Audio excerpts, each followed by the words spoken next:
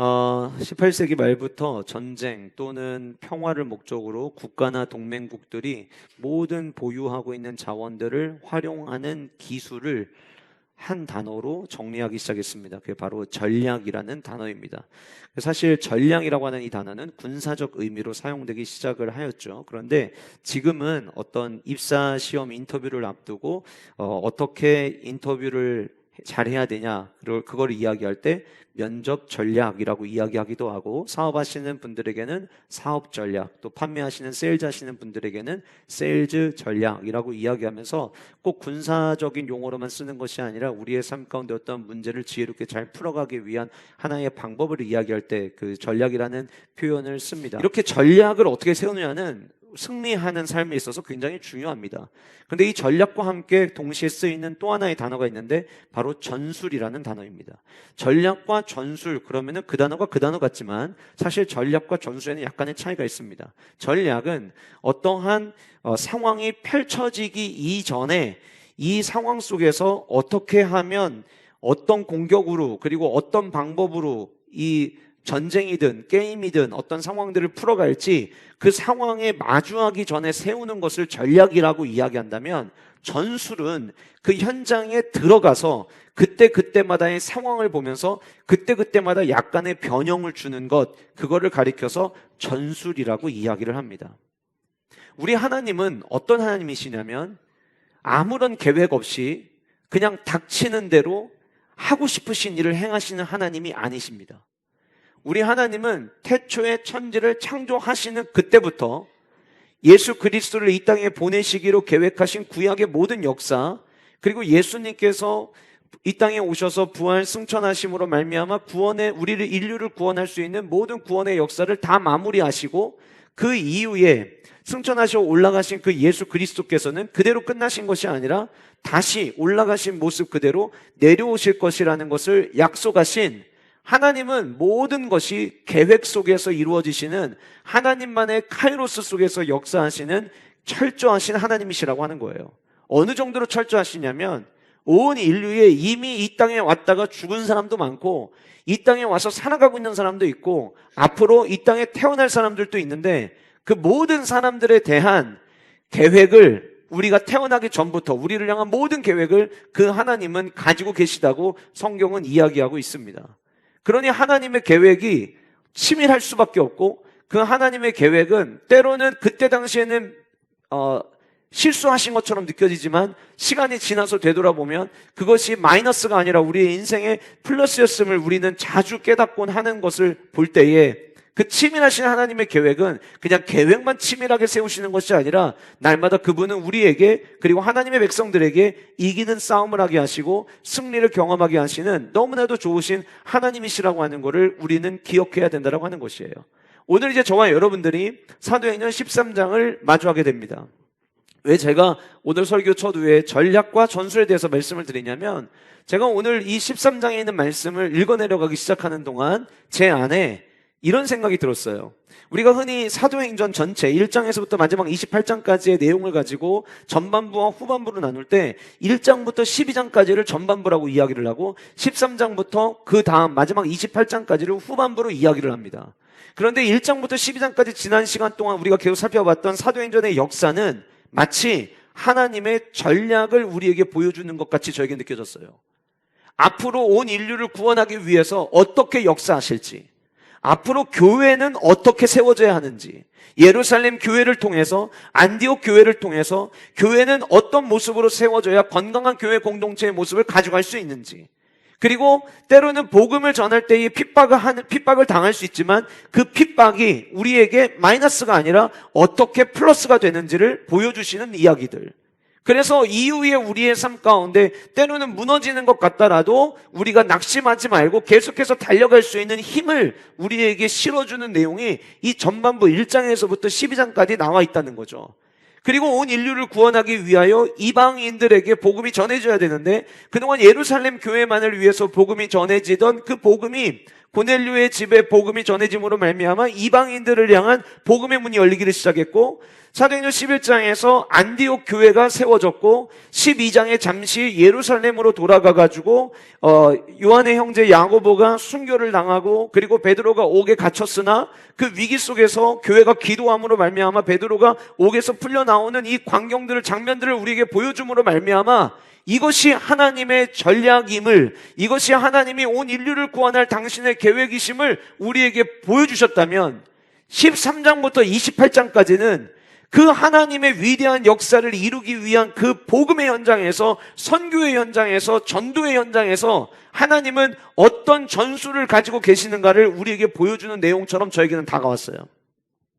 그래서 오늘 이 본문에, 오늘 저와 여러분들이 읽은 이 13장부터에 등장하는 이 내용 역시 저와 여러분들은 어떤 관점으로 이제 앞으로 봐야 되냐면, 온 인류를 구원하기를 하나님이 얼마나 원하시는지, 왜냐?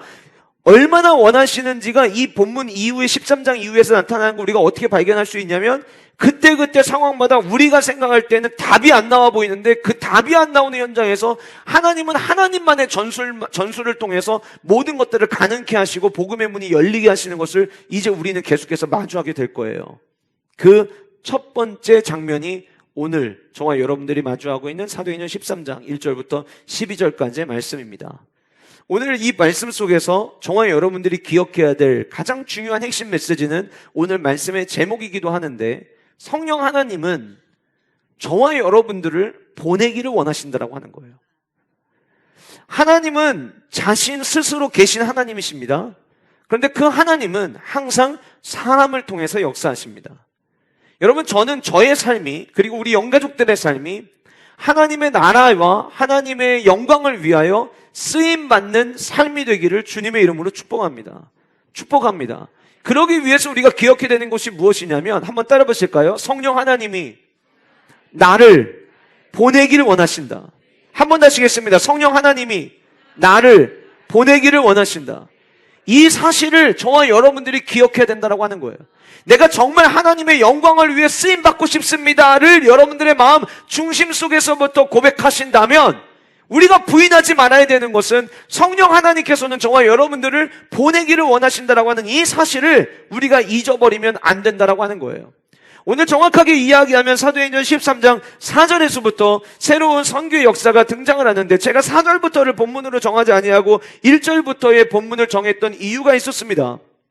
1절부터 3절까지는 성령 하나님의 위대한 역사가 일어날 조짐을 우리에게 보여주고 있기 때문이었어요. 그 조짐은 무엇이냐? 성령 하나님은 우리의 프로세스를 보신다라고 하는 거예요. 성령 하나님은 우리의 뭘 보신다고요? 프로세스를 보신다는 거예요. 지난주 주일 통합 예배였지만 지난주 주일 말씀은 저에게 굉장히 깊은 여운을 남겨주었어요. 원로 목사님께서 말씀 전해주시면서 아벨의 제사와 가인의 제사를 이야기를 하셨는데, 성경을 잘 보시면 사실 그들이 뭘 드렸느냐가 중요한 것이 아니라, 하나님께서는 예물을 받으실 때 그 예물만 받으시는 게 아니라 가인과 그의 예물을 받지 않으셨고 아벨과 그의 예물을 받으셨다라고 성경은 이야기를 하고 있어요. 오늘 이따가 말씀 끝나고 난 다음에 여러분들은 예물을 하나님 앞에 올리실 텐데, 그 예물은 나의 삶과 전혀 상관없는 돈이 들어가 있는, 헌금이 들어가 있는 봉투를 드리는 것이 아니라, 그 헌금은 저와 여러분들의 삶을 하나님께 드리는 시간인 거예요. 자, 그러면 여러분 잘 생각해 보세요. 지난주 원로 목사님 말씀대로라면 우리의 예물 중에서도 하나님이 받으시는 예물이 있고 하나님이 받지 않으시는 예물이 있을 수도 있다는 거예요. 그건 어디서 갈려지냐면, 내가 선의 프로세스의 삶을 살아왔느냐 아니면 악의 프로세스의 삶을 살아왔느냐에 의해서 갈려지는 거예요. 어차피 눈에 안 보이는데 어차피 하나님이 그렇다고 가인 죽이듯이 여기서 죽고 이러는 거 아닌데 그럴 게 알게 뭐야, 그냥 드리면 되지. 그게 아닌 거예요. 나는 하나님 앞에 나와 예배를 드려요. 나는 하나님 앞에 나와 예배를 드리고 예물을 드렸어요. 그런데 하나님은, 나는 1년 52주를 한 번도 빠지지 아니하고 예배를 드렸는데, 하나님은 만약에 저와 여러분들을 바라보시고 지난 1년 동안 너가 나에게 드린 예배는 3번이었다, 5번이었다 라고 이야기를 하신다면 우리는 하나님 앞에 회개해야겠죠. 왜요? 하나님은 예물만 보시는 게 아니라 예배하는 현장에 와 있는 우리의 모습만 보시는 게 아니라 우리의 삶을 보시기 때문이라는 거예요. 다시 말씀드리면 삶의 프로세스, 어떤 삶의 과정과 여정을 걸어왔느냐에 따라 성령 하나님의 간섭과 성령 하나님의 역사가 누군가의 삶에는 선명하게 펼쳐지지만 누군가의 삶에는 제발 나의 삶에도 하나님의 일하심이 있기를 원합니다라고 내 마음속에서는 간곡하게 하나님에게 부르짖고 있지만 아무 일도 일어나지 않는 인생이 될 수 있다고 하는 거예요. 하나님의 그 전술이 드러나는 그 첫 시작, 사도행전 13장 1절부터 3절까지는 당시 안디옥 교회의 상황을 전달하는 내용으로 시작이 되어집니다. 안디옥 교회에 선지자들과 교사들이 있었다라고 이야기해요. 선지자라고 하면 당시에 선지자라는 단어를 쓴 거는 그 시대의 상황을 읽고 그 상황에 말씀의 원리를 적용해 낼 줄 아는 사람들을 가리켜 선지자라고 이야기를 했고, 교사, 그러면 하나님의 말씀을 그 원리를 성도들에게 가르쳐 주는데 가르쳐 줄 뿐만 아니라 그 가르침이 온전한 가르침에 되게 하기 위하여 내가 먼저 그 삶을 살아내는 사람들을 가리켜 교사라는 타이틀을 붙여줬어요. 그러니까 오늘 본문에 그 안디옥 교회에 선지자들과 교사들이 있었다라고 하는 걸 봐서 이제 이 본문에 등장하는 이 5명의 사람들은 안디옥 교회 성도들에게 하나님의 말씀을 가르쳐줬고 가르쳐 주기만 한 것이 아니라 그 교회 공동체 안에서 하나님 말씀을 붙잡고 살아가는 자의 삶의 모습을 보여줬던 사람들이었어요. 아주 쉽게 이야기하면 본문에 등장하는 이 5명은 오늘날 교회로 이야기하면 협력 사역자 혹은 협동 목회자라고 불릴 수 있는 사람들인 것이죠. 그러면서 사람들의 이야기가 언급이 됩니다. 첫 번째로 제일 먼저 누가 언급이 됐냐면 바나바라는 이름이 언급이 됩니다. 우리가 잘 알고 있는 사람이죠. 위로의 사람, 사람을 격려하고 사람을 세울 줄 아는 사람. 그 사람, 여러분 당시에는 이름이 어디에 등장하냐가 굉장히 중요합니다. 이름이 앞에 등장한다는 이야기는 앞에 등장하면 등장할수록 그 사람이 그 교회에서 가장 큰 영향력을 끼치고 있는 사람이라는 것을 보여줘요. 우리가 잘 아는 대로 바나바의 시작은 예루살렘 교회였습니다. 그러나 그가 안디옥 교회가 세워졌다는 이야기를 듣고 예루살렘에서부터 파견이 나와서 안디옥 교회를 바라보면서 그는 그 안디옥 교회에 머무르면서 안디옥 교회를 계속해서 세워나갔던, 그래서 안디옥 교회 성도들이 봤을 때에 우리에게 가장 큰 영향을 끼쳤던 사람 한 사람은 바나바였던 거예요. 그런데 이제 그 바나바까지는 우리가 동의할 수 있어요. 왜냐하면 이미 우리가 앞에서 안디옥 교회의 상황과 바나바의 이야기를 들었기 때문에 바나바의 이름이 제일 먼저 언급되는 거에 대해서는 특별히 어느 누구도 부인하지 않을 거예요. 그런데 그 다음에 등장하는 이름들부터 바나바 다음에, 자 그러면 바나바 다음에 이름이 언급됐다면은 영향력 끼친 순위 몇 번째일까요? 그것이 2번째인 거예요. 그 2번째 사람이 누구였느냐? 니게르라 하는 시므온이었다라고 이야기하고 있어요. 영어 성경 보면은 블랙맨이라고 이야기합니다. 영어 성경에는 무슨 얘기예요? 흑인이에요. 여기 니게르라고 하는 이 단어는, 니게르라고 하는 단어는 라틴어로 검은색, 검은 자 이런 의미를 갖고 있어요.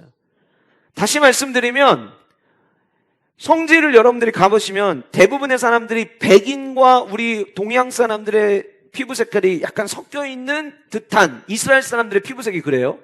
그런데 거기에 흑인이 지금 와 있는 거예요. 우리나라가 이제 외국에 있는 사람들이 들어오기 시작을 하면서 예전보다는 많이 나아졌지만 그럼에도 불구하고 아직도 우리나라 안에서도 미국에서도 그렇지만 흑인을 대하는 자세와 태도가 더 향상돼야 된다라고 많은 사람들이 이야기를 합니다. 그러니까 흑인이 딱 나타나면 사람들은 이때 당시는 더 심했겠죠. 사람 취급을 하질 않은 거예요. 게다가 뒤에 나오는 루기오라고 하는 사람이 등장을 합니다. 루기오, 구레네 사람 루기오라고 이야기하는데 이 구레네 위치를 보면은 북아프리카 지역이에요. 그러니까 역시 어떤 사람일까요? 흑인일 가능성이 굉장히 높은 거예요. 그 다음 등장하는 사람은 분봉왕 헤롯의 젖동생이라고 이야기를 하는데 오늘 본문에 등장하는 헤롯은 제가 지난번에 헤롯이라고 다 똑같은 헤롯이 아니라고 했잖아요. 여기서 이야기하는 헤롯이 누구냐면 헤롯 안티바스예요. 헤롯 안티바스가 누굽니까? 세례 요한을 죽이고 예수님을 빌라도에게 넘겼던 사람이에요. 다시 말씀드리면 예수 그리스도를 박해하고 예수 그리스도를 핍박하는 일에 앞장섰던, 세례 요한 죽인 일에 앞장섰던 악질 같은 사람이 분봉왕이에요. 근데 그 분봉왕 헤롯의 젖동생이라고 이야기를 하고 있거든요. 무슨 얘기냐면 어릴 때부터 함께 컸던 사람 이 얘기예요. 뭐 어떤 분들은 이런 거 있죠. 예전에는 형제가 많으면 첫째와 막내의 나이 차이가 엄청 많이 나잖아요. 그래서 거의 동생이긴 하지만 자식벌 되는 그 정도의 사람을 가리킬 때 젖동생이라는 표현을 쓴다라고 이야기하는 분들도 계시더라고요. 어쨌든 아주 악랄한 그 가문에서부터 어릴 때부터 자랐던 사람이 지금 언급이 되었어요. 그리고 마지막에 및 사울이 등장을 합니다. 그러니까 우리가 오늘 본문 안에서 바나바와 사울은 이미 앞에서도 언급이 됐기 때문에 우리가 인정하고 납득할 수 있지만 우리가 눈여겨봐야 되는 것은 그 중간에 있는 사람들이에요. 성령 하나님이 우리의 프로세스를 보신다라고 이야기했는데 어떤 프로세스를 보시느냐? 첫 번째는 그리스도의 보혈로 하나 된 모습을 보신다는 거예요. 사회적으로 보면은요, 이들이 하나 될 수가 없습니다. 헤롯의 젖동생 마나엔, 그러면 여러분 그 시대에 힘을 가지고 권력을 가지고 있었던 사람이었고 예수 그리스도를 믿는 자들을 핍박하는 쪽에 가까운 사람, 어릴 때부터 그거를 보고 자랐던 사람이에요. 그런데 그가 언제 어떻게 회심을 했는지에 대해서는 정확하게 이해하고 있지 않지만 사회적 지위도 있고 신분도 높고 그리고 예수님에 대해서 핍박하고 박해하던 그 사람도 지금 이 안디옥 교회 안에서는 교회의 리더로 세움을 받고 영향력 끼치는 사람이 되어 있다고 하는 거예요. 오늘 본문에 등장하는 바나바, 니게르라는 시므온, 그리고 구레네 사람 루기오, 마나엔, 사울까지 오늘 본문에 등장하는 사람들 중에 루기오를 제외한 나머지 3명은 히브리식 이름입니다. 그러니까 나머지는 유대인이에요. 그런데 오늘 본문에 등장하는 이 루기오라고 하는 사람의 이름은 히브리식 이름이 아니에요. 무슨 얘기입니까? 철저하게 이방인인 거예요. 교회의 리더가 유대인들이 와가지고 그 유대인들이 개종해서 구원받아서 교회의 리더가 된 사람도 있었지만 아예 처음부터 이방인이었던 사람조차도 그 리더의 공간에 리더의 역할을 감당하는 그 현장에 지금 들어와 있는 거예요. 아까 말씀드린 것처럼 그들 중에는 피부색이 다른 사람도 있었어요. 피부색이 다른 그 자체만으로 뭔가 우리와 다르다는 이질감을 느낄 수 있음에도 불구하고 그들은 그러지 않았다라고 하는 거예요. 그들이 원팀이 돼 있는 거죠. 왜 성령 하나님께서는 이 안디옥 교회가 이방인들을 위한 선교의 기지로 세워졌고 세워지는 것까지만 해도 끝날 수 있는데 그 이후에 왜 이 안디옥 교회를 세계 복음의 역사에 하나님께서 들어 쓰셨느냐? 그 이유가 무엇이냐? 그 교회가 걸어간 프로세스를 하나님이 보셨다라고 하는 거예요. 그 교회의 어떤 모습을 하나님이 보셨냐면 모두가 함께 인정받을 수 있는 교회, 모두가 함께 세움받을 수 있는 교회, 그리고 모두가 하나 되어 있는 교회. 아멘이십니까? 교회를 위해서 많은 기도를 하지만 교회를 위해서 기도할 때마다 제 안에 가장 뜨겁고 가장 간절하게 하는 기도가 하나됨입니다. 하나님의 위대한 역사는 하나 될 때에 일어납니다. 잘 되는 가정도 하나 될 때 잘 되는 모습을 볼 수 있는 것처럼 엄마 따로 아빠 따로 자식 따로 다 흩어져 있으면 그 가정은 절대 잘 될 수 없어요. 얼마나 하나 되어 있느냐.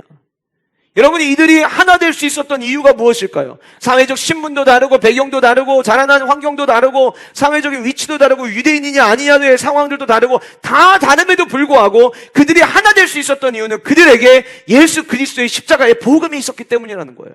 사랑하는 성도 여러분, 십자가의 복음을 만나면 내 삶의 모난 부분들은 깎여져야 되는 것이 정상입니다. 그러면은 깎여지면 서로 하나 될 수 있는 거죠. 하나 될 수 있는 거죠. 두 번째로 당시 안디옥 교회에 하나님께서 보신 두 번째 프로세스는 무엇이었냐면 주님을 향한 갈망이 있었다라고 하는 거예요. 주님을 향한 갈망이 있었다. 오늘 본문에 뭐라고 이야기하냐면 이 사람들에 대한 이름을 나열하고 난 다음에 2절에 주님을 섬겨 금식할 때에 라고 이야기를 합니다. 여기 주님을 섬겼다라고 이야기할 때 이 섬긴다라고 하는 단어가 그냥 이렇게 단어가 섬겨 이렇게 나와 있지만 헬라어 원어의 의미는 일상적인 예배, 기도 생활, 경건 생활을 의미하는 거예요. 함께 모여 예배하고 함께 모여 기도하는 이런 모든 공동체적인 시간들을 보내는 것. 그래서 우리가 예배를 서비스라고 이야기하기도 하죠. 하나님께 올려드리는 그 섬김, 그들이 섬겼어요. 자, 섬겼는데 주님을 섬겨 그 다음에 뭐라고 이야기했냐면 금식할 때에라고 이야기하고 있어요. 어떤 문제가 있어서 금식한 게 아니에요. 자식이 아파가지고 자식을 위해서 금식을 시작한 게 아니에요.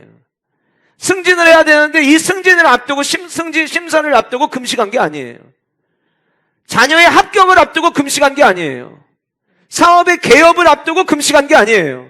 오늘 이들이 금식한 것은 주님을 섬기다 보니까 내 삶 가운데 누리고 있는 이 기본적으로 내가 누릴 수 있는 그 즐거움마저도 내려놓고 그들이 금식을 한 데에는 이런 의미가 있습니다. 주님만이 내 삶의 즐거움이 되십니다를 그들이 예배를 통해 고백하고 있는 거예요. 아무 문제가 없었어요. 그런데 그들은 주님을 섬기면 섬길수록, 예배하면 예배할수록, 기도하면 기도할수록 내가 먹으면서 주는 이 기쁨과 즐거움이 있지만 그거 잠시 내려놓고 우리의 모든 기쁨의 근원은, 우리 삶의 즐거움의 근원은 오직 하나님으로부터 나온다라고 하는 것을 그들은 함께 고백하기를 원해서 주님을 섬기며 그들이 금식했다는 거예요. 여러분, 주님을 섬겨 금식하였다는 이 표현 안에 우리가 발견할 수 있는 당시 안디옥 교회의 모습은 주님을 향한 갈망이었습니다. 주님을 향한 목마름이었던 거예요. 사랑하는 성도 여러분, 신앙생활 기쁘고 행복하고 즐겁게 할 수 있는 우리의 삶 가운데 꼭 잊지 말아야 될 것은 무엇이냐면 신앙생활 할 때 우리 안에 목마름이 있어야 된다고 하는 거예요. 오늘 여러분들 주일날 오전 예배 드리기 위해서 오셨습니다. 참 잘하셨어요.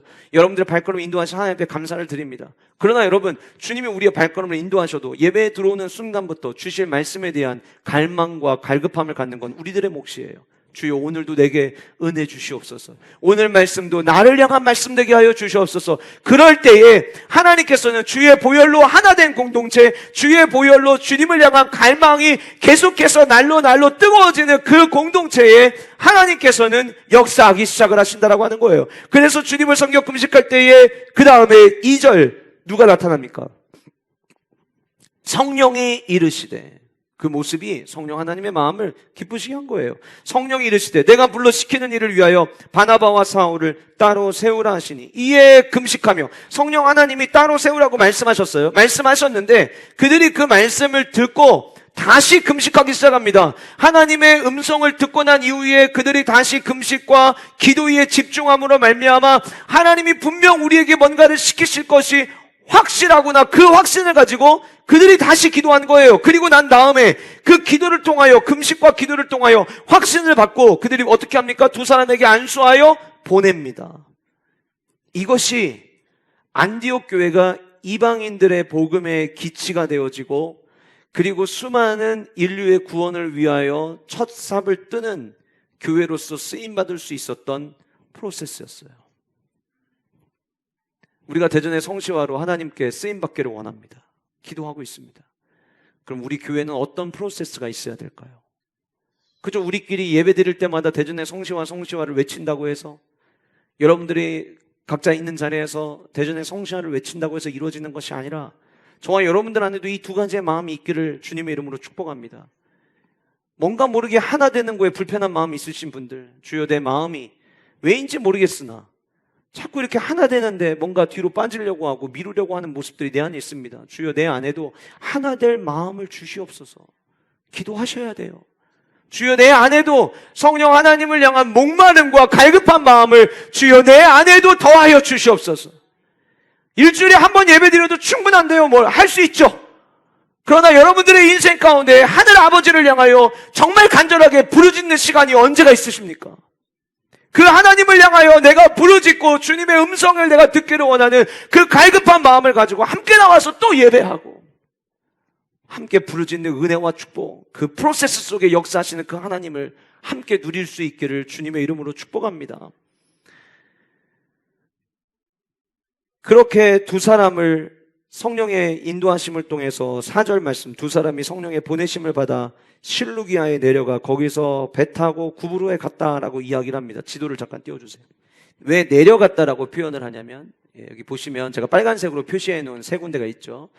위에 보시면 안디옥이 있을 거예요. 그죠? 안디옥에서 실루기아가 밑으로 약간 내려오게 돼 있습니다. 그래서 오늘 성경 본문에 실루기아에 내려가라고 된 거예요. 거기에서 배를 타고 어디로 갔냐면 구브로로 갑니다. 여기 지도에 키프로스라고 되어 있는데, 키프로스라고 되어 있는 저기가 구브로 섬이에요. 그 구브로를 가는데 구브로 섬이 이렇게 길게 되어 있죠. 그래서 실루기아에서 가장 가까이에 있는 항구가 살라미였습니다. 그리고 오늘 본문의 내용 이제 계속 살펴보겠지만 그 살라미에서부터 시작해서 살라미에서부터 바복까지 바울이 움직입니다. 이동을 합니다. 바나바와 함께 이 내륙 섬을 내륙을 관통해 가지고 지나가 가지고 마지막 바보에 도착을 해서 거기서 총독 서기오 바울을 전도하는 내용까지 오늘 이 본문 안에 담겨져 있는 내용이에요. 자, 그럼 이제 우리가 이제 이 지도를 여러분들이 보셨으니까 오늘 본문의 내용을 보시면 살라미에 이르러 하나님의 말씀을 유대인의 여러 회당에서 전했다라는 기록이 오늘 본문에 등장을 하고 있습니다. 성령 하나님께서 보내시는데, 저와 여러분들을 보내기를 원하시는데, 그 하나님의 첫 번째 전술은 우리를 누구에게 보내기를 원하시냐면 가까운 사람들에게 보내기를 원하신다는 거예요. 가까운 사람들에게. 오늘 본문에 살라미 그리고 구브로가 등장을 하는데요. 사도행전 11장 19절과 20절 말씀 보면 스데반의 일로 일어난 환란으로 말미암아 흩어진 자들이 베니게와 구브로와 안디옥까지 이르러 유대인에게만 말씀을 전하는데, 그러니까 이 섬이 예전에 누군가가 가지 않았던 게 아니에요. 갔어요. 갔는데 누구에게만 복음을 전했냐면 유대인들에게만 복음을 전했다는 거예요. 또 20절, 그 중에 구브로와 구레네 몇 사람이 안디옥에 이르러, 자, 가서 복음을 전했고 그 복음을 들은 사람들이 다시 안디옥에 와가지고 이방 사람들에게 복음을 전했던 이 아주 복음으로 묶여져 있는 독특한 관계를 지금 이 구브로라고 하는 섬이 가지고 있는 거예요. 그런데 그 구브로라고 하는 섬에서 제일 먼저 도착했던 장소가 살라미예요.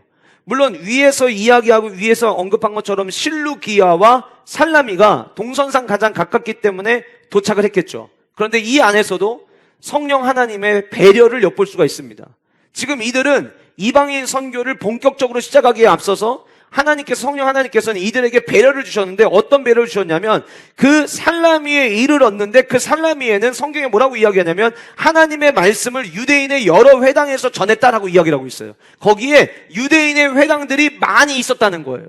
자, 이미 유대인들에게, 이 구브로에 있는 유대인들에게 복음을 전했다라고 하는 기록이 11장에 나와 있어요. 그러니까 남들이 생각할 때에 예전에도 이렇게 와서 구브로에 있는 유대인들에게 복음을 전했던 적이 있었거든요. 그러니까 그들의 마음이 그렇게 이질감이 느껴지지 않았을 거예요.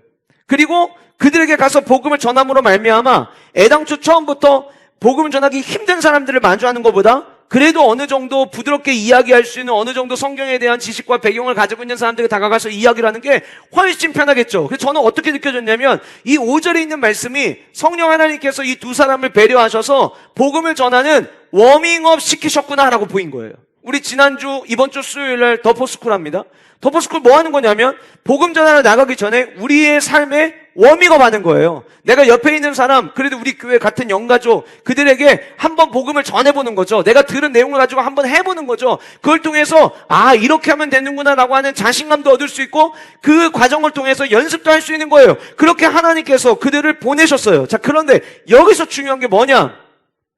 사도행전 4장 36절의 말씀을 보면 바나바에 대한 이야기입니다.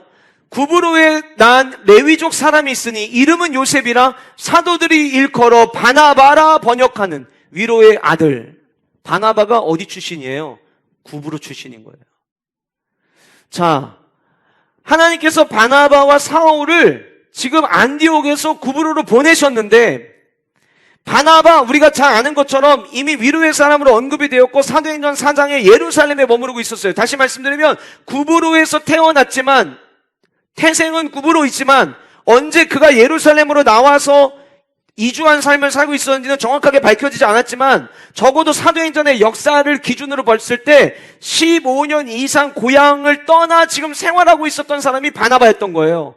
그 바나바에게 하나님께서는 이제 너희들이 이 안디옥에서 시작해서 세계 인류의 복음의 역사를 위하여 내가 너희들을 보낼 거야. 그럴 때 바나바가 나 그러면 고향으로 먼저 갈래요 이야기한 게 아니라 성령 하나님이 거기로 보내셨다는 거예요.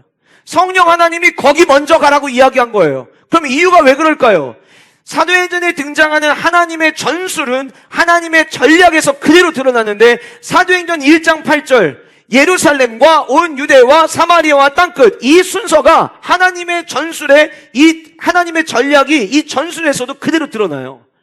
하나님은 제일 먼저 누구에게 복음 전하기를 원하고 누구에게 우리를 제일 먼저 보내기를 원하시냐면 내가 익숙한 사람, 내가 가까이에서 지내던 사람, 나랑 가장 가까운 사람들에게 저와 여러분들을 보내기를 원하신다는 거예요.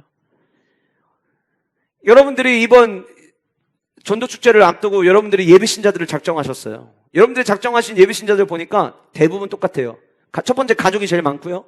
두 번째는 회사에서 같이 만나는 지인들, 직장 동료들, 그리고 직장 동료는 아니지만 내가 자주 가는 혹은 내가 매일 가는 어떠한 장소에 계신 누군가를 여러분들이 작정하셨어요. 다 누굽니까? 한마디로 이야기하면 여러분들과 가까운 분들이에요.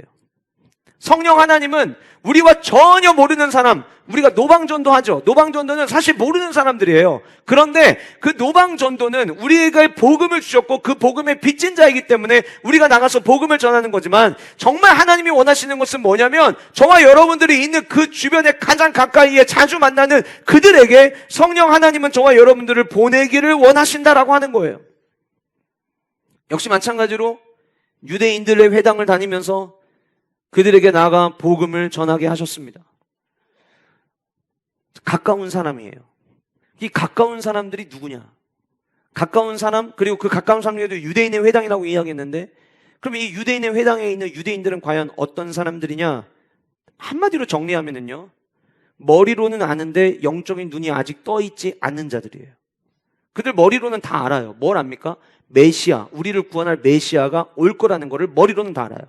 그런데 영적으로 눈이 어두워져 있으니까 지금 예수 그리스도가 이미 이 땅에 오셔서 십자가에 못 박혀 죽으시고 살아나셔서 부활 승천하셨는데 그 예수 그리스도가 우리를 구원하기 위한 메시아라는 거를 아직도 모르는 거예요. 여러분 잘 생각해 보세요. 여러분들 주변에 가까이에 있는 분들일수록, 제일 가까이에 있는 분들, 가족들일수록 하나님이 누구신지 예수님이 누구신지 압니다. 모르는 거 아니에요. 그 하나님에 대해서 이 성경적 지식을 가지고 마치 조직신학을 나열하듯이 정리를 못한다 할지라도 하나님이 누구신지, 그리고 예수님이 우리의 죄를 구원하기 위해 이 땅에 오신 분이라고 하는 거, 여러분들이 직접적으로 이렇게 말씀을 하셨든 하시지 않으셨든 여러분들 주변에 있는 가족들은 이 사실에 대해서 알아요. 머리로는 알아요. 그런데 영적인 눈이 아직 떠지지 않았기 때문에 그 예수 그리스도를 나의 구주라고 영접하지 못하는 거예요. 우리 주변에도요, 가까이에 있으면서 유대 회당에 머물러 있는, 머리로는 알지만 영적으로 깨닫지 못하고 있는 주변에 있는 사람들이 지금도 너무나도 많이 있다라고 하는 거예요. 가족이 예수를 믿으면 나머지 가족들 대부분은 머리로 알아요. 여러분들 회사에서 이번에 전도축제에 처음 초청하는 게 아니라 이미 작년에, 그 전년 계속해서 만약에 여러분 초청하셨던 분들이라면, 그분들 교회 한두 번 오셨던 분들이라면 기본적인 거는 다 알아요.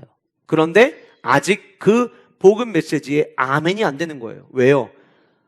영적으로 아직 눈을 뜨고 있지 못하기 때문이에요. 하나님은 그런 사람들에게 우리를 보내기를 원하신다라고 하는 거예요. 여기서 중요한 게 뭔 줄 아세요? 그 사람들에게 그냥 이강민이라는 한 사람이 가면 아무 일도 일어나지 않아요. 내가 성경의 지식이 많이 있어도, 내가 아는 게 많이 있어도, 내가 가서 복음 메시지를 정확하게 제시할 수 있어도, 전도포파를 다 암기하고 있어도 인간 이강민으로 그들에게 가면 아무 일도 일어나지 않아요. 여기서 중요한 거는 그런 사람들에게 성령님이 우리를 보내주셔야 된다는 거예요.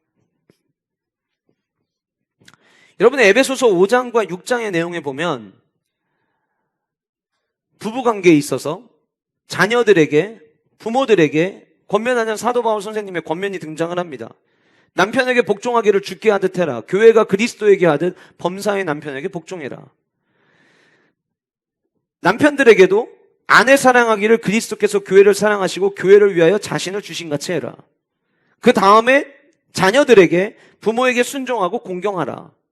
이어서는 아비들에게, 부모들에게 자녀를 노엽게 하지 말고 오직 주의 교훈과 훈계로 양육하라. 그 다음에는 종들에게 두려워하고 떨면서 성실한 마음으로 육체의 상전에게 순종하는데, 어떻게 순종하냐? 그리스도께 하듯 순종해라. 종들에게만 이야기를 하지 아니하고 상전들에게, 종들을 향해서 위협을 그치라. 너희의 상전이, 너희가 상전이라고 생각하지만 너희보다 더 높은 상전이 하늘에 계시다. 자, 에베소서 5장에 나열하고 있는 아내, 남편, 자녀, 부모, 종, 상전 공통적 특징이 있어요.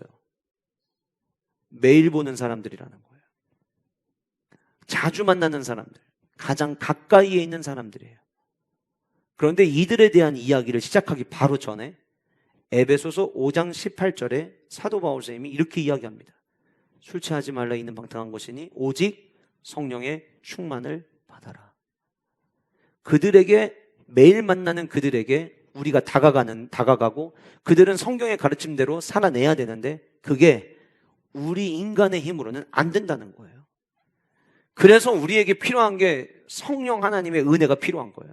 성령의 충만하심이 필요한 거예요. 성령 하나님에게 충만하면 우리가 날마다 만나는 자들에게 성령 하나님은 저와 여러분들을 보내실 거예요. 그리고 그들에게 온전한 성경 속의 삶을 살아내는 자들의 모습을 보여주게 하실 거예요. 그러므로 말미암아 저와 여러분들 주변에 아직 주님을 알지 못하는 수많은 가족들, 지인들, 직장 동료들, 함께 주변에 있는 사람들, 그들이 저와 여러분들의 삶으로 말미암아 예수 그리스도께 돌아오는 위대한 구원의 역사가 쓰여질 수 있기를 주님의 이름으로 축복합니다. 축복합니다.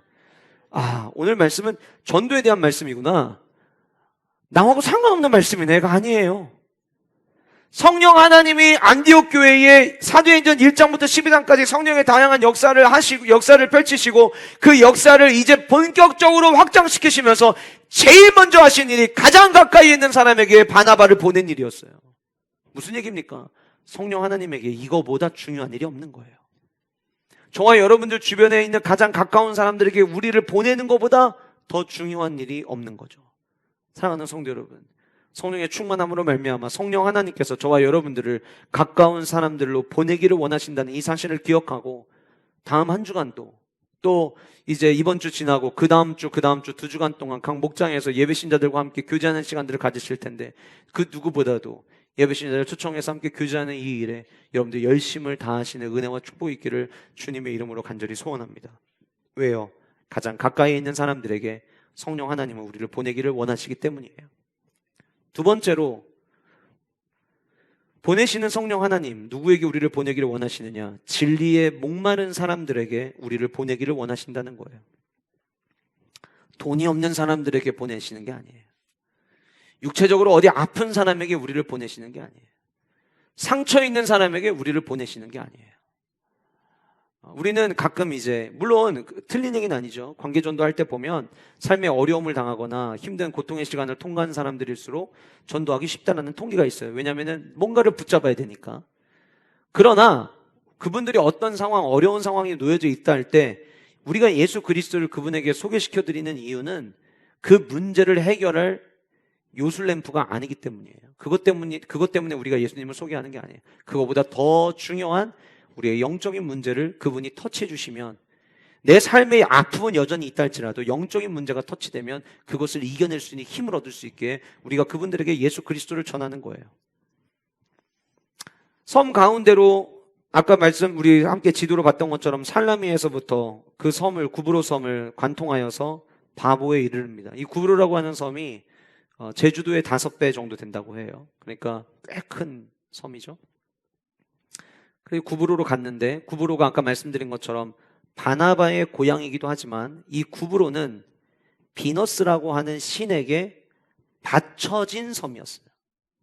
역사의 내용을 보니까 이 구브로는 그냥 섬이 아니라 섬 전체를 비너스라고 하는 여신에게 바쳐진 섬이었어요. 그리고 지금 바보라고 하는 지역으로 갔는데, 헬라어로 바포라는데, 이 바포라고 하는 지역에 그 비너스 상이 있었다라고 합니다. 그리스의 여신이었던 아프로디테의 신전도 이 바보에 있었다고 합니다. 그러니까 이 바보가 얼마나 우상 숭배가 가득한 곳인지를 알 수가 있죠. 그런데 고대 역사서들을 찾아보니까 이 바보라고 하는 지역이 그냥 단순히 그렇게 이방 신상이 있고 신전이 있는 것만이 아니라 로마 제국 산하에서, 로마 제국이 다스리는 그 이제 지방 중에서 온갖 나쁜 짓을 해도 처벌이 없었던 유일한 지역이 이 구브로 지역이었다고 해요. 우리는 이런 지역을 가리켜서, 그리고 이런 상황을 가리켜서 무법천지라고 이야기합니다. 잘못을 하면 거기에 대한 처벌이 있어야 사람들이 조심해요. 그런데 잘못을 해도 이 구브로에서만큼은 모든 것을 다 이해해주고 용서해주시고 책임을 묻지 않는. 그러니 여러분, 이 구브로라고 하는 섬이 얼마나 그야말로 더러움에 가득한 곳이었겠습니까? 구별됨이라는 것은 찾아볼 수도 없을 것이고요. 아까 제가 신전이 있었다고 말씀드렸는데, 이미 구약에서부터 모든 신전, 여신이 있는 신전은 성적으로 난무하였다라고 하는 역사적 기록이 남겨져 있거든요. 그러니까 성적으로도 문제가 많았을 것이고, 폭력, 갈취, 다른 사람 거 뺏는 이 수많은 일들이 어쩌면 10계명에 있는 말씀 1계명부터 10계명까지 전부 다 가장 지키는 모습을 찾기 어려웠던 곳이 바로 이 구브로가 아닐까라는 생각을 해보게 되는 거예요. 그 섬에 대한 이야기를 하면서 바보이에 이르러 바예수라 하는 유대인 거짓 선지자인 마술사를 만났다. 마술사에 대한 이야기가 나옵니다. 이 마술사에 대한 이야기는 조금 뒤에 다시 이야기를 할 거예요. 그런데 이 마술사를 만났는데 그 마술사가 누구랑 같이 있었냐? 7절 말씀 보니까 그가 총독 서기오 바울과 함께 있으니 라고 이야기를 하고 있어요. 그러니까 구브로라고 하는 섬에 총독이 지금 여기 있다는 것은 구브로라고 하는 섬의 수도가 바보라는 거예요. 구브로라는 섬의 수도가 바보인데 거기에는 여신이 있고 신전이 있었다면 이 도시 자체가, 그리고 오늘 본문에 등장하는 이 사람들이 얼마나 무질서한 삶을 살아왔는지를 우리가 예측을 할 수 있겠죠. 그런데 7절에 그가 총독 서기오 바울과 함께 있으니, 그 다음 말에 우리는 기억해야 돼요. 서기오 바울은 지혜 있는 사람이라. 성령 하나님 우리 누구에게 보내기를 원하신다고 했죠? 진리에 목마른 사람들에게 우리를 보내기를 원하세요. 여러분, 무법천지인 이곳 총독이 특별히 할 일이나 있을까요? 원래는 대부분 총독이 질서를 담당하는데 여기는 질서 없는 행동을 해도 처벌이 없는 곳이에요. 그러면 여러분, 총독이 할 일이 있을까요? 할 일 별로 없을 거예요. 무슨 얘기냐면요, 여기 총독이 제일 편한 보직일 거예요. 사고를 쳐도 그냥 나 먹고 자고 그냥 하면 되는 곳, 아무 걱정 없는 곳. 무슨 걱정이 있어요? 그냥 날마다 내가 하고 싶은 것만 하면 되지. 그런데 오늘 성경에서는 바로 그 바보라고 하는 곳에 있는 총독 서기오 바울에 대해서 뭐라고 설명하냐면 그가 지혜 있는 사람이다 라고 이야기를 하고 있다는 거예요. 여기 지혜가 있다. 지혜가 있다라고 하는 말의 의미가 뭐냐면, 지금 내 삶이, 내가 위치가 있고, 이 구브로라고 하는 섬에서는 어느 누구도 서기오 바울보다 위에 있는 사람이 없어요. 여기서는 내가 최고예요. 게다가 할 일도 없어요. 무법천지가 돼도 누가 뭐라고 안 해요. 그냥 내가 먹고 자고 내가 하고 싶은 것만 하면 돼요. 그런데 우리는 그런 삶이면 행복할 것 같죠. 우리는 그런 삶이면 모든 게 만족스러울 것 같죠. 그런데 오늘 서기오 바울은 그러질 않았다는 거예요. 내가 삶에 걱정할 일이 없고, 내가 터치할 일도 없고, 내가 해야 될 일도 없는데 도대체 이 삶은 왜 이렇게 재미가 없지? 왜 이렇게 행복이 없지? 왜 이렇게 즐겁지가 않지? 내 맘대로 다 할 수 있는데 왜 이렇게 나는 이 삶이 지루하게 느껴지지? 지금 그렇게 느낀 거예요. 그래서 지혜 있는 자라라는 말이 뭐냐면, 이 삶에서 뭔가 보다 더 의미 있고, 이게 과연 진짜일까? 내가 이렇게 살아가는 게 과연 맞는 걸까? 이렇게 살아가는 게 과연 진짜 진리의 삶을 살아가는 걸까? 이에 대한 목마름을 가지고 있었다라고 하는 거예요. 그래서 그 지혜 있는 사람이 마술사 엘루마를 자기 곁에 두고 있었던 거예요. 왜냐하면 당시에 이 총독들 옆에는 지혜 있는 자, 그리고 이 한 지역을 다스려야 되는 사람들 옆에는 이런 마술사들이 함께 있었다고 합니다. 그래서 중요한 일을 결정할 때 그 마술사의 도움, 신비로운 힘의 도움을 받아서 처리하는 일들이 그때는 많이 있었다고 해요. 그러니까 내가 가고 있는 길이 있지만 그래도 이게 과연 진짜일까? 이게 과연 맞는 걸까? 라고 싶을 때마다 이 마술사의 도움을 그동안 계속해서 받아왔다라고 하는 거예요. 그런 그 지혜 있는 사람이 바나바와 사울을 부릅니다. 맨 구브로 섬에서 만나는 사람들, 맨 구브로 섬에서 조언받던 사람, 엘루마, 마술사. 근데 뭔가 바나바와 바울이 왔다는 이야기를 듣고 그들은 뭔가 다르지 않을까 싶은, 보다 더 나은 삶, 보다 더 진리의 삶, 보다 더 영적인 삶을 향한 갈망과 갈급함이 그에게 있어서 그가 바나바와 사울을 부른 이유가 있어요. 뭐라고 이야기합니까? 하나님의 말씀을 듣고자 하더라. 내가 지금까지 들어온 얘기가 많아요. 그런데 그 많이 들어온 말에서 답을 찾지를 못하는 거예요. 들어온 이야기는 많은데 그게 나에게 진리를 가르쳐 주지를 않은 거예요. 그래서 이제는 한번 하나님의 말씀을 좀 들어봐야겠다라고 하는 생각을 갖게 된 거예요. 하나님 말씀에 대한, 진리에 대한 목마른 마음이 그 안에 있었다라고 하는 거예요. 바쁘고 부지런히 살아가고 때로는 어느 누구도 나를 타치하지 않고 내 멋대로 해도 어느 누구도 제지하지 않는 삶을 살아가고 있다 할지라도 그 삶에도 진리를 알지 못하면 공허함이 가득할 수밖에 없습니다. 우리 주변에는요, 이 공허함을 가지고 살아가는 사람들이 너무나도 많아요. 코로나19 이후에 전도가 힘들다고 이야기하는데 전도가 힘들다고 얘기하면 전도가 안 돼야 되잖아요. 그런데 코로나 이후에 여전히 전도는 돼요. 왜 그럴까요? 코로나를 통과하면서 과연 인생이 뭘까? 이 질병 하나 때문에 사람들도 만나지 못하고 이렇게 살아가는 게 과연 맞는 걸까? 코로나 시간을 지내면서 사람들이 우울감을 느끼고 관계가 다 깨지고 그러면서 과연 이게 맞는 걸까? 라고 생각하는 사람들, 그들 중에는 지금도 참된 진리를 찾고 있는 사람들이 있다라고 하는 거예요. 당신의 종교가 무엇입니까? 라고 하는 질문에 예, 제 종교는 기독교입니다 라고 대답하는 사람들이 있겠죠. 여러분들도 아마 그러시겠죠. 누군가 나가서 여러분들에게 종교가 뭐예요? 그러면 예, 저 교회 다닙니다. 기독교예요. 이렇게 이야기하시겠죠. 근데 기독교라고 대답하는 사람들에게 하나님과 동행하고 계십니까? 라고 두 번째 질문을 하면 정확한 대답을 못한대요. 정확한 대답을 못하고 있는 그들에게 신앙생활 하시는 게 즐거우십니까? 라고 물으면 역시 마찬가지로 대답을 못한대요. 여러분, 우리는 진리를 아는 자들이잖아요. 그럼 진리를 알면 우리의 삶에는 공허함이 아니라 보다 더 뭐가 가득해야 되냐면 행복이 가득해야 되지 않을까요? 로마서 5장 10절과 11절의 말씀, 우리는 이 말씀을 기억해야 합니다. 곧 우리가 원수 되었을 때 그의 아들의 죽으심으로 말미암아 하나님과 화목하게 되었은즉 화목하게 된 자로서는 더욱 그의 살아나심으로 말미암아 구원을 받을 것이니라. 그 다음 같이 읽겠습니다. 시작. 그뿐 아니라 이제 우리로 화목하게 하신 우리 주 예수 그리스도로 말미암아 하나님 안에서 또한 즐거워하느니라. 예수님께서 우리를 위해서 십자가에 못 박혀 죽으시면서 두 가지의 목적을 우리에게 주셨어요. 두 가지 일이 우리 안에 일어나야 돼요. 첫 번째는 십자가의 죽으심이 저와 여러분들 죄가 많은 우리와 하나님과의 관계를 화목하게 하시려고 십자가에 못 박혀 죽으셨어요. 그 화목하게 하시는 게 끝이냐? 아니에요.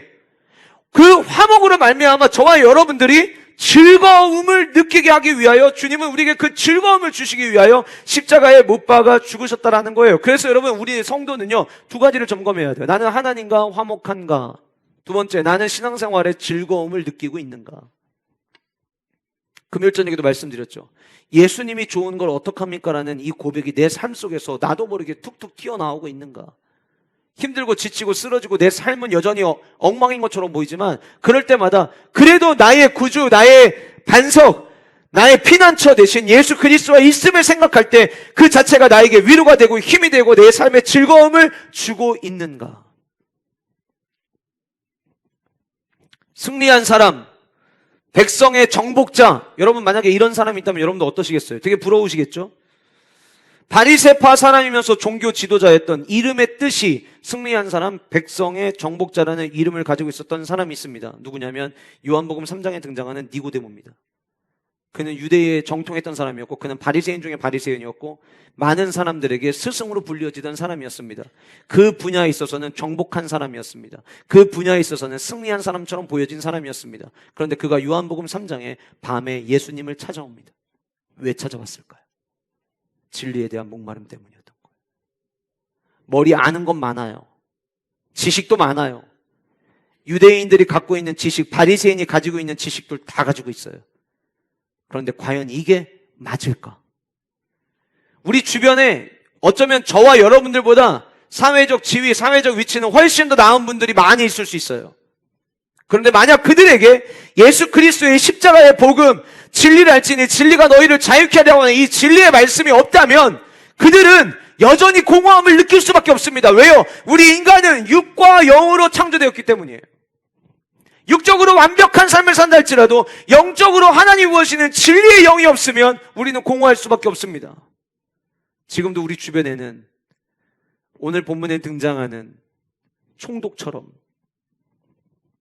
우리 주변에는 니고데모처럼 그의 이름은, 그의 타이틀은 모든 것을 얻은 것처럼 보이지만 여전히 진리를 알지 못하는 자들이 있습니다. 성령 하나님은 저와 여러분 모두를 그 진리를 모르는 사람들에게 보내기를 원하신다라고 하는 거예요. 지금도 진리를 원하는 수많은 사람들, 그들은 여러분 지식을 원하는 게 아니에요. 진리를 원하는 거예요. 진짜 길이 어디일까? 진짜 생명은 과연 어디에서 얻을 수 있을까? 여기에 대한 목마름을 가지고 있는 자들이 지금 대한민국에 너무나도 많이 있습니다.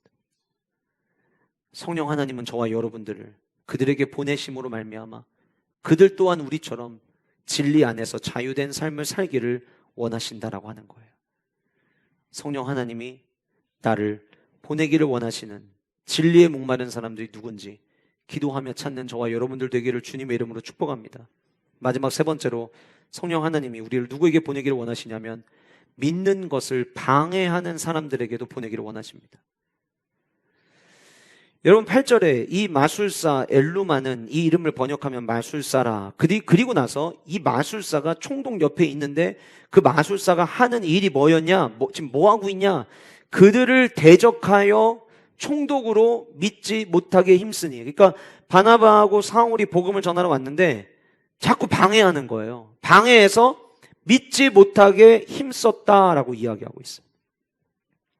거짓 선지자. 오늘 본문에 등장하는 엘루마 번역해도 마술사. 제가 아까 여러분들에게 그런 말씀드렸죠. 성경의 이름이 앞에 나올수록 어떻다고 했죠? 영향을 끼친다고 이야기했죠. 그럼 여러분 오늘 말씀에 8절을 보시면 앞에서도 마찬가지예요. 6절도 마찬가지예요. 6절에 총독 서기오 바울 이름이 먼저 나왔습니까? 마술사가 먼저 나왔습니까? 마술사가 먼저 나왔죠? 보고 계시죠? 6절에. 그죠? 그 다음에 8절에도 마술사가 먼저 나옵니까? 총독이 먼저 나옵니까? 마술사가 먼저 나와요. 무슨 얘기냐면 총독보다 지금 이 구브로라고 하는 섬에서 바보라고 하는 지역에서 더 영향력을 끼치고 있었던 사람이 바로 이 마술사였어요. 엘루마였다라고 하는 사실이에요. 그런데 진짜 어이없고 골 때리는 거는요, 이 마술사가 누구냐라고 하는 거예요. 6절 말씀 보세요. 6절에 마술사 엘루마에 대해서 그는 바예수라 하는 유대인 거짓 선지자다. 유대인. 자, 사울이라는 이름이 바울로 바뀝니다.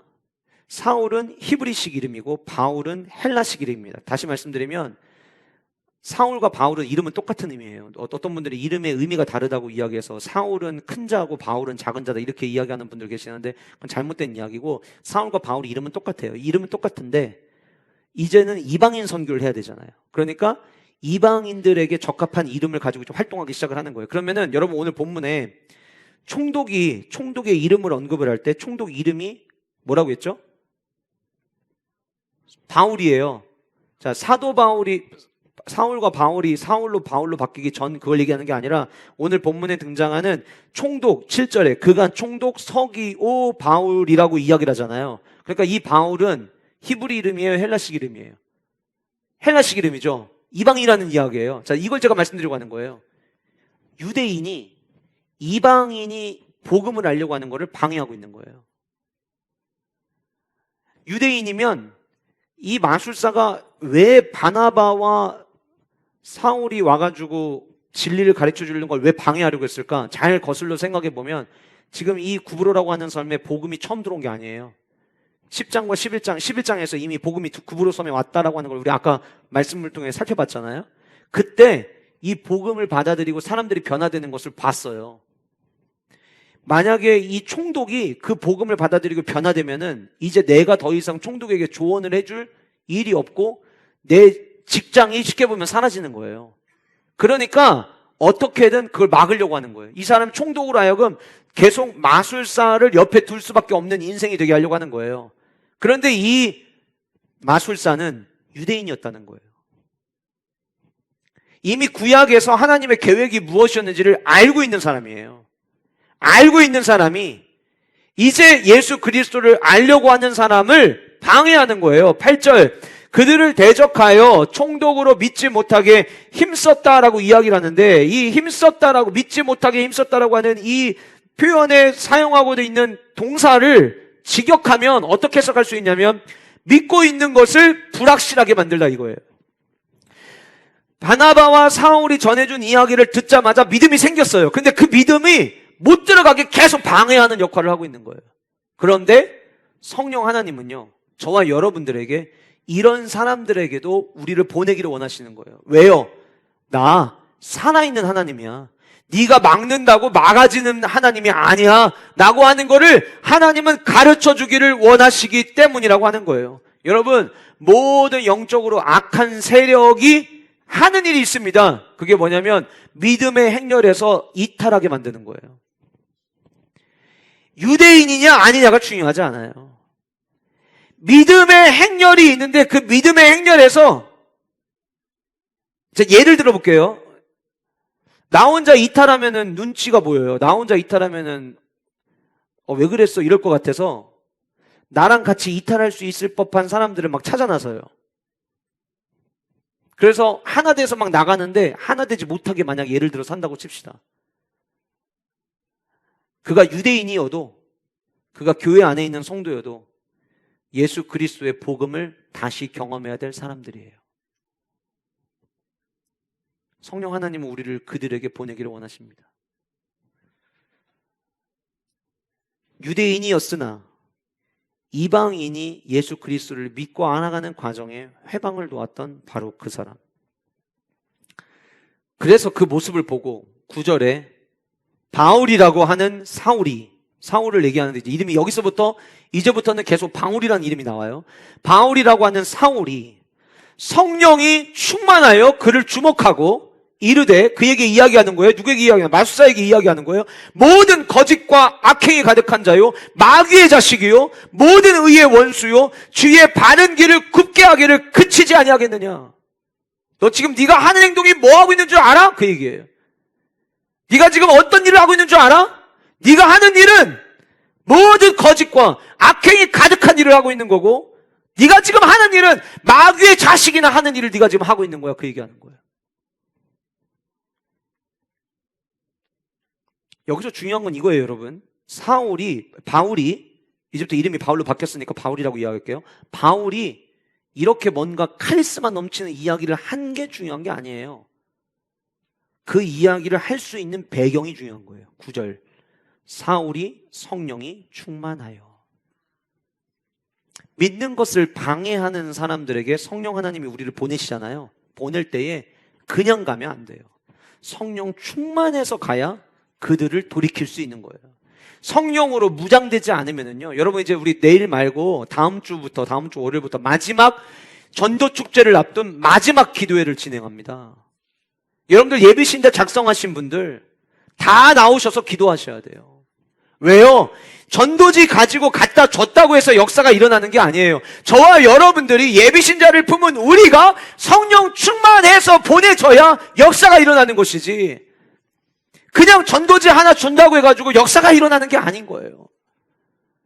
오늘 이 사울이, 이제 바울이라는 이름이 바뀌었지만, 이 바울이 가서 그렇게 이야기할 수 있었던 이유는 그가 성령 충만한 자로 무장되어 있기 때문에 가서 그 얘기를 할 수 있었던 거예요. 그리고 가서 어떻게 이야기합니까? 보라, 이제 주의 손이 내 위에 있으니 내가 맹인이 되어. 누구 이야기 같아요? 옛날 사울이 이랬잖아요. 사울이 다메섹으로 가다가 핍박하려고 올라가다가 그때 눈이 멀었잖아요. 자기가 있었던 이야기를 선포하는 거예요. 근데 여러분, 이게 내가 옛날에 그렇게 당했는데 너도 당해라, 이게 아니에요. 지금 누가 이야기하게 하는 거예요? 성령 하나님께서. 내가 맹인이 되어 얼마 동안 해를 보지 못하리라 하니 즉시 안개와 어둠이 그를 덮어 인도할 사람을 두루 구하는지라. 인도할 사람을 구했다는 게 뭐예요? 이제 안 보여서 나 좀 인도 좀 해주세요, 이렇게 됐다는 거예요. 이 말함과 동시에 12절 이에 총독이 그렇게 된 것을 보고 믿으며 주의 가르침을 놀랍게 여기니라. 믿는 것을 방해하는 사람들에게 그들의 행위를 멈추게 하기 위해서 성령 하나님은 우리를 보내기를 원하세요. 오늘 우리는 세 가지를 살펴봤습니다. 여기서 제일 중요한 건 그거예요. 이 우리를 성령 하나님이 우리에게 누군가에게 보내기를 원하시는데 결국 그러려면 우리가 성령 충만해서 가야 된다는 거예요. 가장 가까이에 있는 사람들에게, 진리에 목마른 사람들에게, 믿음을 회방하려고 하는 사람들에게 성령 충만으로 무장된 우리가 나가서 하나님의 위대한 역사를 일으켜야 돼야 된다는 거예요. 말씀을 마무리하겠습니다. 바나바와 사울, 이 두 사람은요, 안디옥 교회에 있어서 어마어마한 공을 세운 사람들이었습니다. 이 두 사람을 따로 떼서 보내셨어요. 그러면 엄청난 일을 하실 것 같았잖아요. 그런데 결과적으로 보면은요, 결국 성령 하나님은 이 두 사람을 구브로라고 하는 섬에 보낼 때 한 사람 변화시키기 위한 계획을 가지고 계셨던 거예요. 총독. 이 한 사람 때문에 제주도의 5배가 되는 거리 내륙을 통과해야 됐고요. 배를 타야 됐고요. 이 총독에게 복음을 전하기 위해서 유대인 회당에서 워밍업을 시키셨어요. 성시화는 한 사람의 변화에서부터 시작됩니다.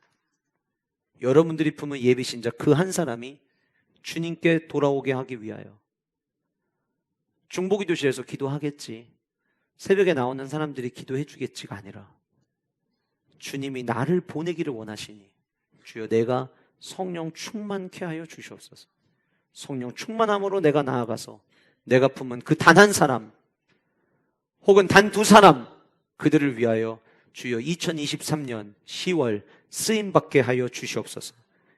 이 기도가 우리의 기도 되기를 주님의 이름으로 축복합니다.